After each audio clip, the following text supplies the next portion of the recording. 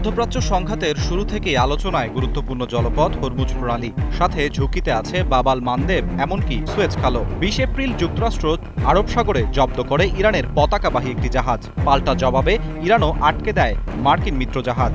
হরমুজে দুই প্রতিদ্বন্দ্বী দেশের মুখোমুখি অবস্থান মনে করিয়ে দেয় ৮০ দশকের ইরান ইরাক ট্যাঙ্কার যুদ্ধের কথা। সে সময় গুরুত্বপূর্ণ নৌপথগুলো যুদ্ধের কবলে পড়ে নাড়িয়ে দিয়েছিল বিশ্ব অর্থনীতির ভিত। ১৯৮১-তে শুরু ট্যাঙ্কার যুদ্ধ চরম আকার ধারণ করে ১৯৮৪ থেকে ১৯৮৮ সময়ে। তখন ইরান ও ইরাক একে অপরের তেলবাহী জাহাজে হামলা চালিয়ে অর্থনীতিকে দুর্বল করার চেষ্টায় মেতে ওঠে। এর আগে ১৯৮০ সালে ইরাকি প্রেসিডেন্ট সাদ্দাম হোসেনের ইরানে পূর্ণমাত্রার হামলার মধ্য দিয়ে শুরু হয় যুদ্ধ। পরিস্থিতি জটিল হয়ে ওঠে যখন ইরান হরমুজ প্রণালী বন্ধ করার হুমকি দেয়, যদিও শেষ পর্যন্ত তা বাস্তবায়ন করেনি, কারণ দেশটির অর্থনীতি নির্ভরশীল ছিল ওই পথেই। তবে সংকট কাটেনি মধ্যপ্রাচ্যের অনেক দেশের ট্যাঙ্কার আটকে যায় ইরান ইরাকের রোশানলে। বছরটা ১৯৮৭। প্রেসিডেন্ট রোনাল্ড রিগানের নেতৃত্বে যুক্তরাষ্ট্র শুরু করে অপারেশন আর্নেস্ট উইল। চলে ১৪ মাস।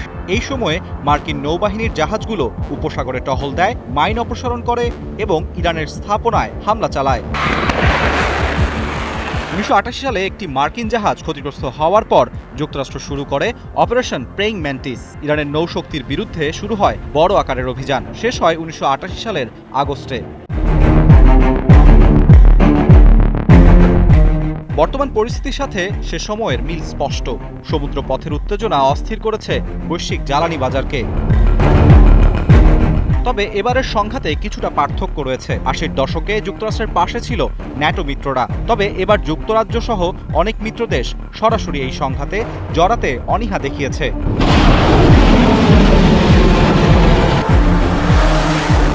বিশ্লেষকদের মতে বর্তমান সংঘাতটি মূলত ইরান ও যুক্তরাষ্ট্রের মধ্যে কৌশলগত চাপ বাড়িয়ে শক্তি প্রদর্শনের খেলা।